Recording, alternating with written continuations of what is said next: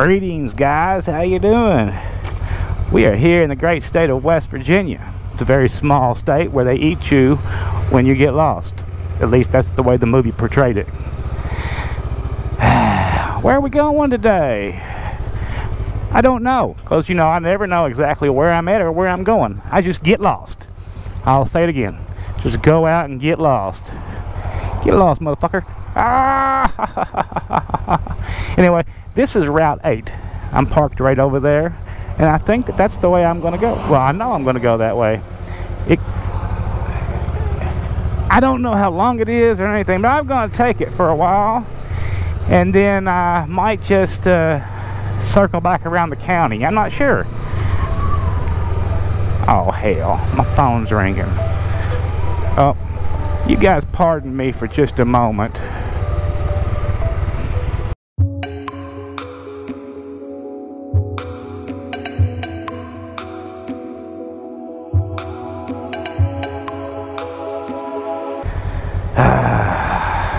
Intrusions.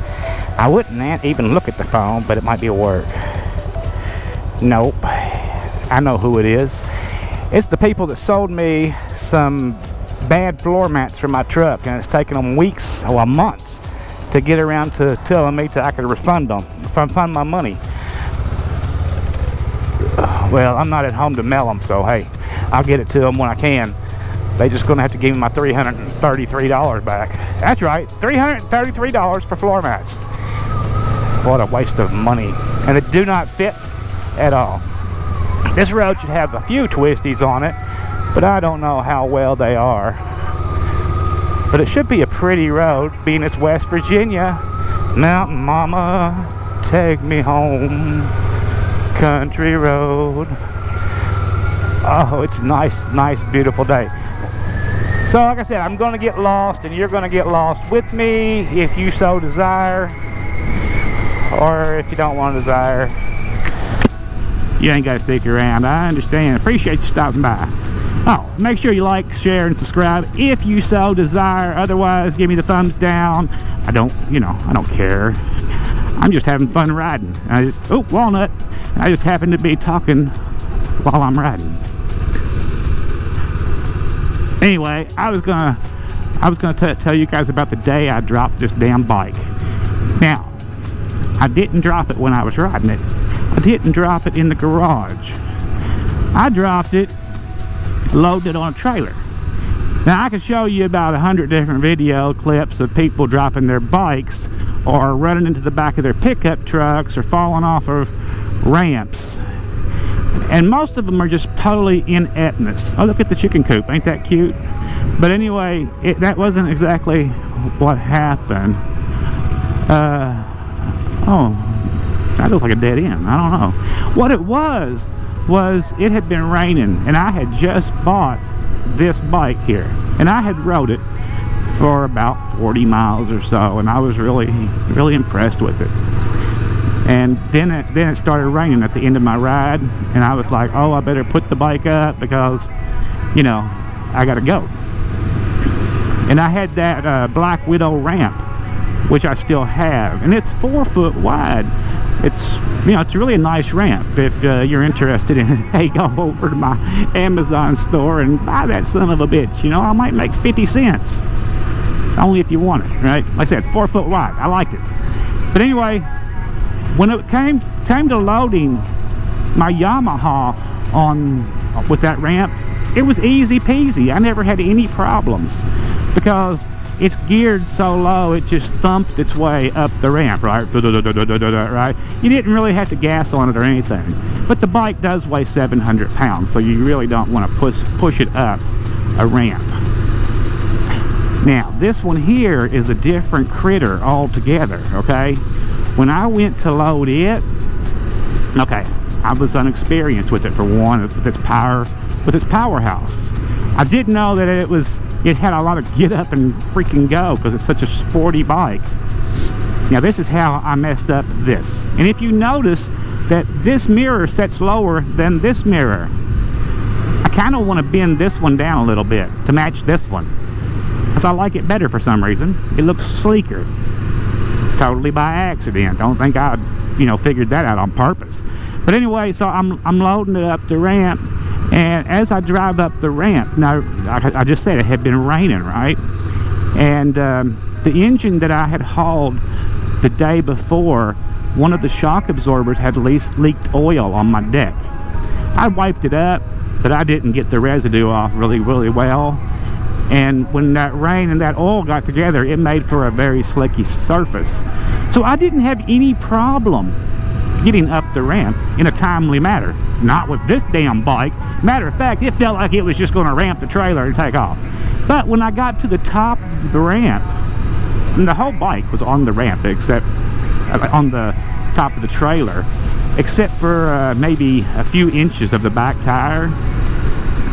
And when I put on the brakes to slow my acceleration onto the trailer, the bike started skidding to the right, like this, the front tire did, which so happens all the time on like sand or anything else, right? No big deal. Pretty valley. But as I put my foot down, hang on, gotta counter steer. As I put my foot down right here onto the deck of the trailer, it slipped out from under me because of the oil. And so we laid over. And when I laid over, my big old butt, because I got a big old butt, guys, it just fell right off of the trailer. And since my butt's so big, it took me with it. Can you imagine that? So I hit the ground, and as I'm looking up, and this just took a split second, I seen the bike was teetering on the edge of the trailer. And then it toppled over after me, and I was like, oh my God, here comes 400 pounds down on top of me. You know, I'm that Final Destination guy that I really try to watch everything. Final Destination. I don't mean watch with my eyes. I mean, I look for those moments in life. Well, anyway, I seen death, or at least dismemberment and serious maiming was coming my way. So I rode out of the way. Boy, I was hurt. My hip was messed up, my ribs were messed up, my leg was messed up, and then but I did get out of the way in time, and the bike came down, and it landed on its top right here on its top. And what it did is it bent this mirror. It also bent the handlebars right here. It broke off the brake light and bent one of the turn signals down and put a nice little dent over here in the tank. Just a little tiny dent, but it's still a dent, right?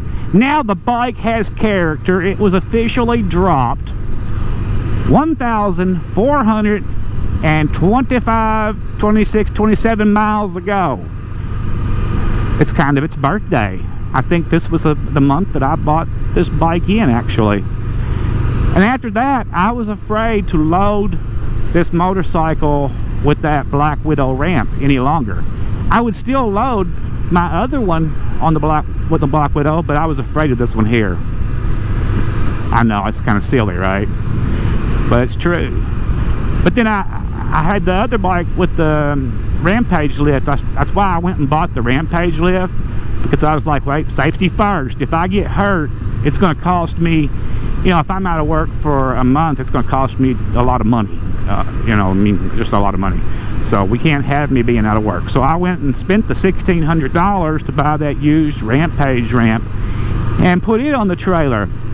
Now, it didn't work out so good because what was the reasoning it didn't work out so good? It just didn't.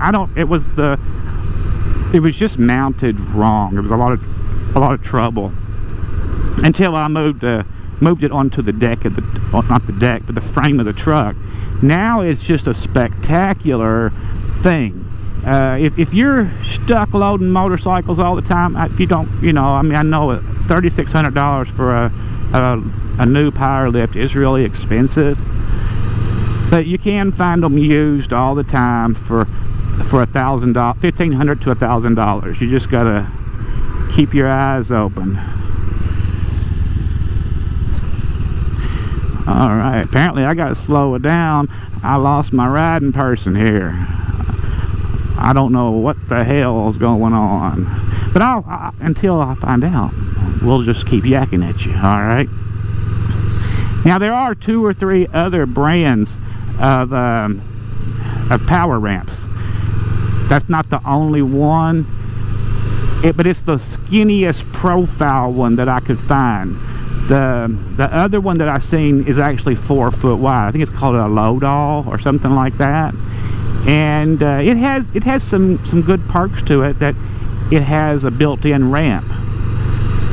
But it wouldn't fit my personal needs, because it would have made the ramp, if you have I mean, it's not, I didn't find it good for a pickup truck, but people use them all the time. And but the most people in my avenue of work use them on double drop trailers, and they work really good for that. But I like mine, I really do. Now, if you're going to call Rampage and order anything, they're going to probably send you to a dealer. I would guess. I don't know.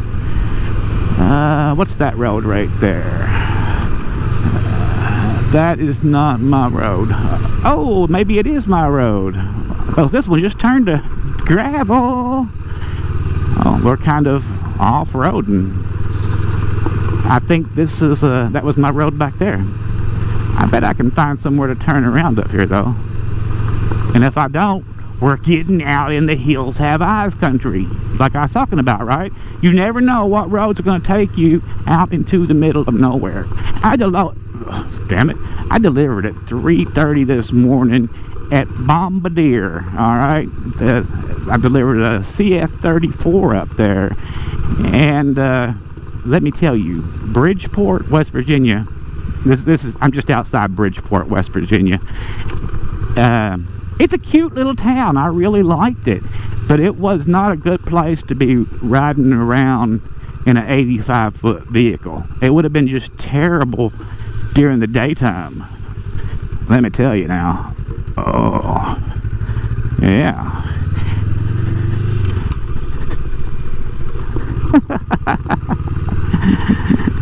Oh, ain't life funny, guys? And ain't it grand? It's just spectacular. Even when you're having a bad day, just put a happy face on, because you still woke up alive this morning. Now, see, I'm getting off topic. I was talking about the ramp systems, right? If you happen to know of any better loading tools, please comment below, because I'm always after better, faster, easier ways of doing things. That's just my nature. I'm lazy. And if you know of any other ramps that maybe people don't know about, comment below, because somebody will read your comment and it might help them out. And we're all about helping out the brother, right? Whoa.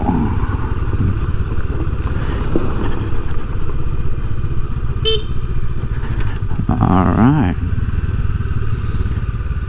Wait a minute. That's a dirt road too.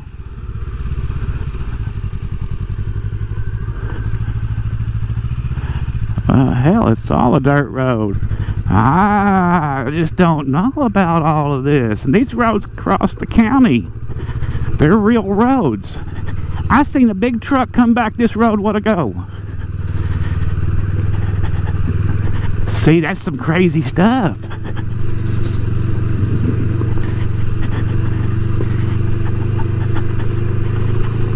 No wonder the movies depict you in West Virginia going out into the middle of nowhere and getting eaten.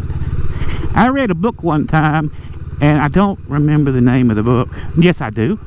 It was called Fang, F-A-N-G. And the book was about, and this was, I think the book was set in the Depression era, but I can't be positive because it was a fiction book. It might have been in another galaxy, on another planet far, far away. But anyway, in the book, this guy escapes from the penitentiary, and he's kind of, you know, he's just a twisted penitentiary type guy, right? With lots of issues. And he gets, you know, the dogs are chasing him and everything, and he gets lost, and he ends up out in some woolly valley in the middle of nowhere, right? And then he meets a girl. Yes, guys, he meets a girl. Life is good.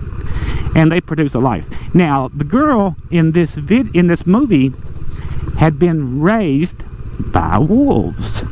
Oh my goodness, that's private property that way. And there's a gate here too.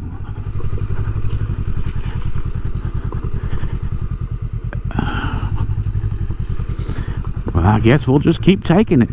But anyway, so she had been raised by wolves, but she was like, you know, naked and cute, and you know, she's like, hey, we're talking about 1920 here, right? So she's 15 years old. That means she's got her first blood and she's ready to go. So this prison inmate, this escapee, he meets up with her, and they get together and they build a life together, and they start having little cub children. Now, they're both antisocial. He's a convict, so he's always scared, and they're you know, he's always thinking that the law is going to find him. So every time somebody wanders into their valley, they kill them. Now, it's still Depression era times or whatever, right?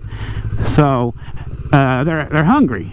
So they start thinking, hey, what are we going to do with all these dead bodies? Because eventually, you know, the revenue man, the tax man started coming around, and so they started killing them too.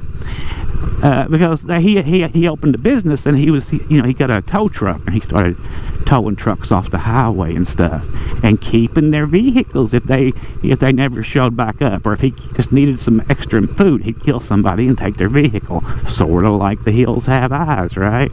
All right, now then let's fast forward. Let's fast forward 20 or 30 years. Now, let's call the guy 40 or 50, 55, something like that, right? And the lady, she's 10 years younger or whatever.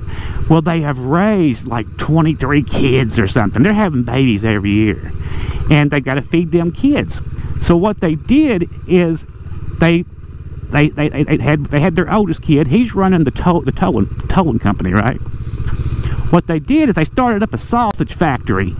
And they was just killing people left and right and bringing them in and making sausage out of them, like Jimmy Dean sausage, you know. And so they get all this sausage, and they're selling it to all the grocery stores around.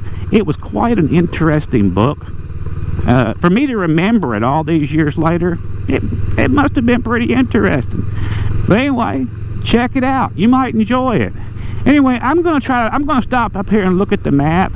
And I'll get back with you guys in a little bit, because I got to find out where I'm going to know where I'm at. Alright, you guys have a spectacular day, and we'll talk to you on the next edition of As the Wheel Turns.